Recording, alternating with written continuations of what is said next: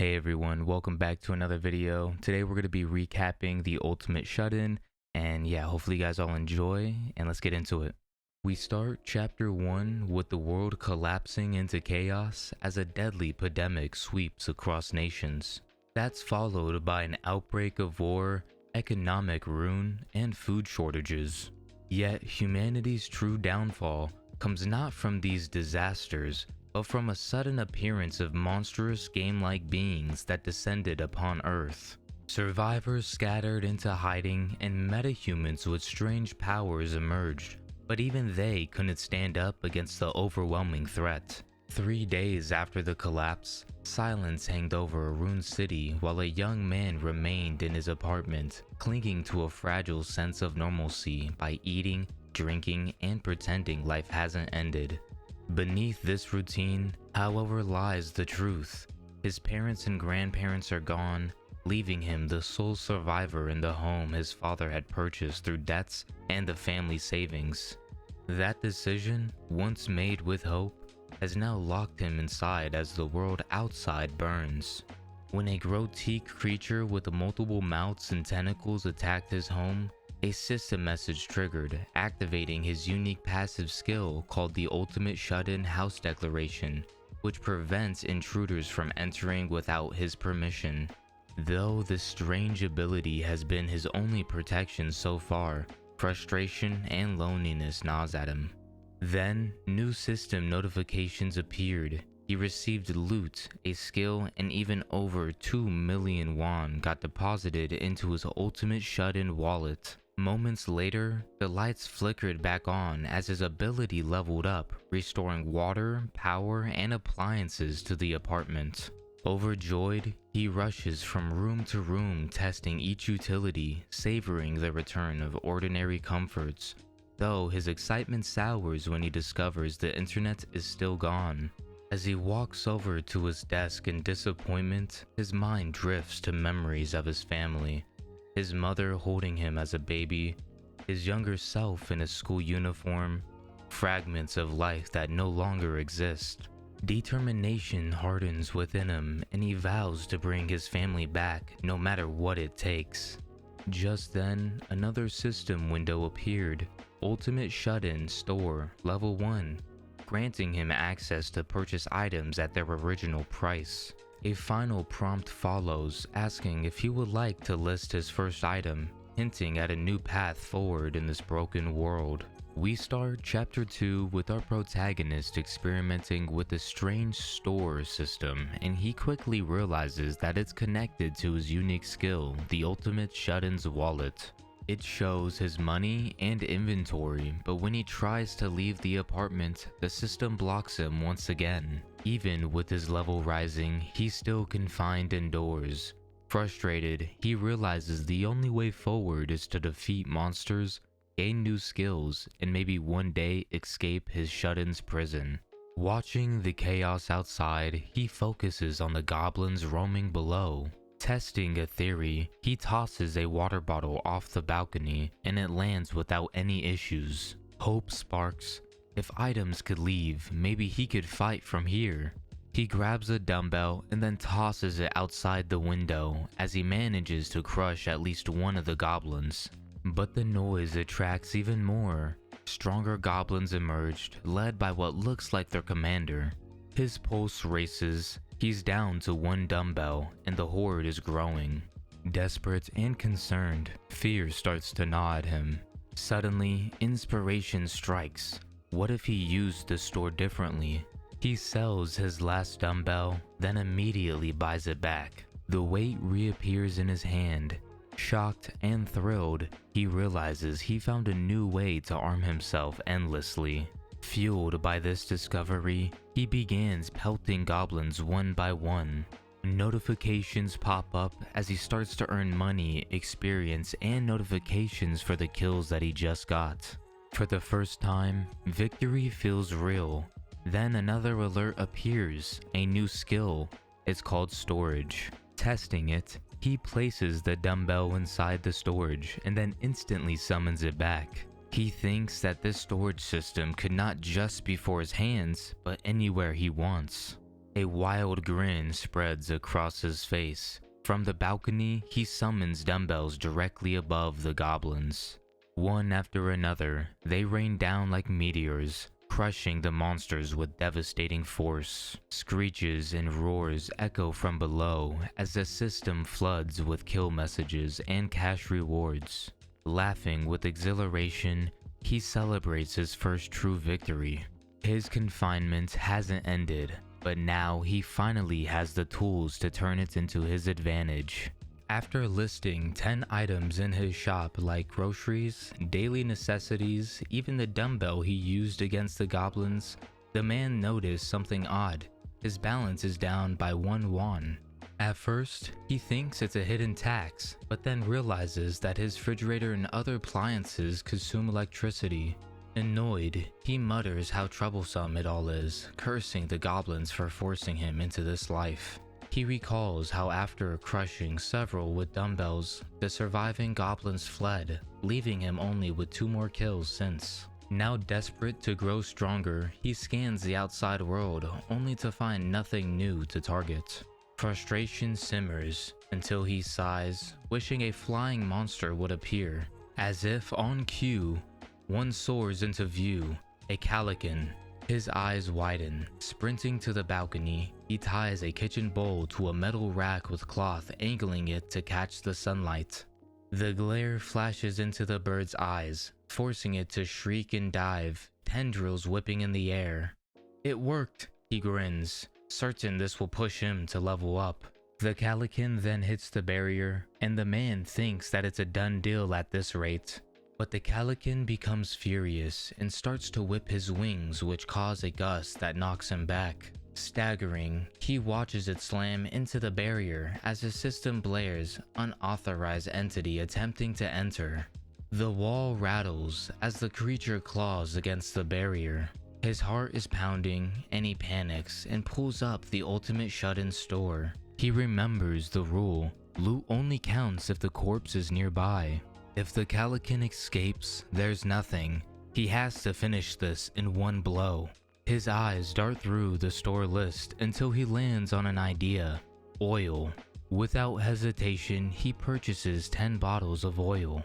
They materialize instantly and he rushes to the kitchen, dumping them in a large pot and cranking up the stove. The oil sizzles and smokes as he grips a ladle, determination burning in his eyes. Once ready, he pours the boiling oil into the store, listing it as a weapon, then prepares a torch, wrapping cloth around a makeshift spear, soaking it in oil, and sparking it alight with a lighter. Fire roars to life just as the calican slams against the barrier again.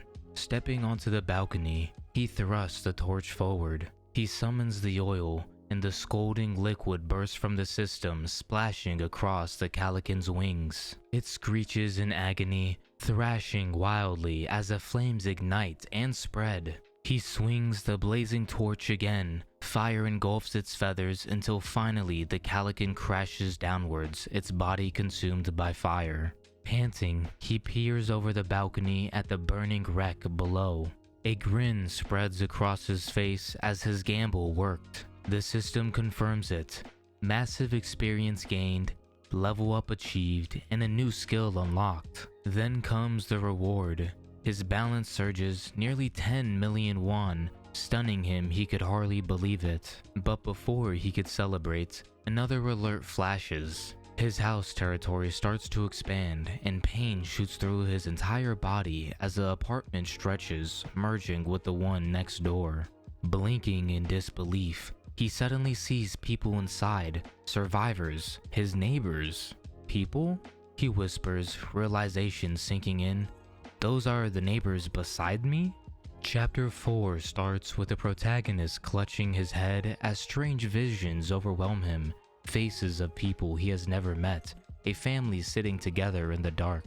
Shocked, he wonders if they're real when suddenly information appears before his eyes about the family. A system prompt declares that he has discovered beings eligible for citizenship in his house. Hesitant, he asks what happens if he refuses. The system answers that they will be expelled, left defenseless against monsters. Realizing the danger, he grants them citizenship and their names register instantly. Curious, he checks his ability window and sees that his ultimate shut-in skill has changed. A new function, Ruler's Declaration, which prevents anyone from entering without permission, and his home can now hold up to a capacity of 600 people. Staring at that number, he is stunned at how many people he could shelter. Management options open before him, including how much experience and money he could share with the citizens. At first, he thinks this might be his path to strength. Then he sees a new feature, the power to assign quests. See, it's crazy to me because I'm thinking that he's practically like a god in his like own realm, you would think. And he's the one that's like controlling the system, and he could be the one that, hey, like, I have quests for you guys, you know what I mean? So like, do them for me and I'll give you experience, I'll give you money. Maybe you guys might even be able to level up, who knows? Testing the quest system, he types a simple mission, hunt a goblin, with a small reward and no penalties. But curiosity tempts him to add a death penalty, and with his finger hovering over the confirmation button, he then stops. His expression hardens as he cancels the request. The truth chills him because he could kill his own citizens with a single command. Shaken, he mutters, "This is my ability?" Seeking clarity, he activates Ultimate Eyes. His vision starts to expand, showing him the lives of his new citizens. In the one apartment, he sees the family from before. The mother anxiously whispers about the water, while the father debates on risking his life to go fetch it. Their daughter tugs on her mother's sleeve, whispering to her mom that she is thirsty. Across the room, the father clenches his fist and finally says, "You trust me, right? I'll bring something back, so just wait for me." His wife starts to tremble but cannot answer. The protagonist dispels Ultimate Eyes, shaken by their determination. He summons the store for help, wishing for more capacity. When he opens his skill window, his eyes brightened. His unique ability can be upgraded. He shouts with excitement and pours points into his store. Notification flashes about having more slots and a discount being applied to the store. With a grin, he invests further, raising the store level and the dignity preservation level to prepare for more survivors. The store reaches level 3, unlocking the ability to restore and renew old items. He mutters to himself that this is perfect and it was worth the points. He immediately starts to order some water and some tangerines. Not finished, he leveled up the dignity preservations once again. The system notifies him that he can now supply water and electricity to neighbors and even register them as vassals. Confused, he wonders what that means, but tucks the thought away. Meanwhile, in another apartment, the father steels himself to leave. The wife and children cling to him, begging him not to go. With a gentle smile, he tells them that he must find food and water, even as fear gnaws at him inside. His daughters cry even harder, and he thinks to himself that this might be their last moment together. Just as he steps towards the doorbell rings. The family freezes as knocking follows, steady and deliberate. He grips his weapon as sweat starts to drip down his face. A calm voice asks to be let in, but he doesn't move, suspecting it could be a monster's trick. Silence stretches, then suddenly the door bursts open. The father throws himself over his family, shouting in terror. Okay, so like this might just be me, but like as a father, wouldn't you try to attack the intruder even if it's a monster? Like you already had the balls to go ahead and get up and be like, "Yo, I'm gonna go get you guys some food and water. I'll be right back. I got this." Like he already had the cojones to be like, "Okay, I got that." But instead of attacking, a calm voice greets him. Looking up, he sees a young man standing there with 2 bags in his hand. Startled, he demands to know who he is. The stranger smiles. "Kim Jaehyun, I'm your neighbor from next door. I brought some water and some tangerines for you guys." The father hesitates and then exhales. Food and water are too valuable to refuse, and this neighbor might truly be an ally. The father slowly nods and allows Jaehyun to step inside. The children cling to each other, wide eyes full of fear as they peek at the human before them.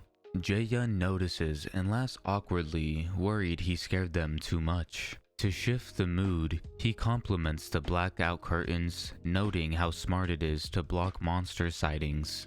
Then, with a sharp glow in his eyes, he activates his ability.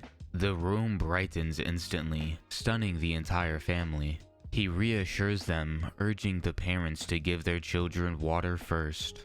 Grateful, the father accepts the water bottles and then hands them to his daughters. They drink eagerly, and for a moment concern rises as one of the daughters drinks too fast, but she steadies and tension eases.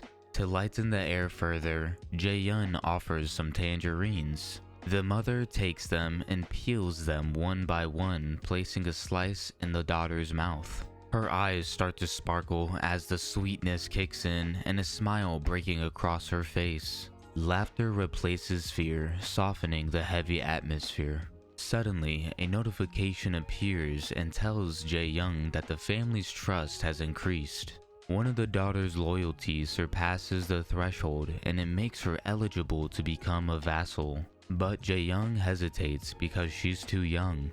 Vassals are only limited to 10 and they must be dependable. His eyes start to drift to the father, who might qualify, but his trust sits only at 31. Determined, Jaehyun resolves to earn that trust.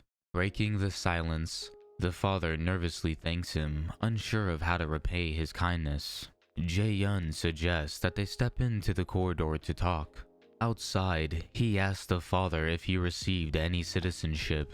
He nods and explains that his whole family got the notification 30 minutes ago, but they were frozen briefly during that process. Jaehyun realizes that's how citizenship is granted. With calm conviction, he promises the father that he will help him return to the life he once had before. Shock then flashes across the father's face. "I can make sure that no monster ever invade your home again," as Jaehyun declares. The father stammers, barely believing it. When pressed, Jaehyun warns him that it might cost him his life. Silence stretches, and then the father clenches his fist, saying that he will do it since he was already willing to risk his life to fetch food and water before, so this is no different. Jaehyun acknowledges his resolve and then casually asked about the golf club he saw earlier. Startled, the father admits it cost about 400 to 500,000 won. Jaehyun frowns because it was too expensive to list into the store. He then makes a mental note to save money for the future. The father, confused by the odd question, brushes it aside, and then the conversation shifts. Jaehyun asked if he remembers the day that the monster appeared. The father shudders since it was a weekend and it was burned into his memory. He trembles, recalling monsters swarming the streets, admitting only those who stayed inside survived. Jaehyun reflects that a single goblin is weak, less than an average adult male, but their strength lies in their numbers. And just like monsters, humans are stronger together. To fight them, he must find and build an army. He calls out, "Mr. Choi." The father stiffens, answering quickly, "Yes?" Jaehyun's tone starts to harden. "For now on, I want you to look for survivors with me."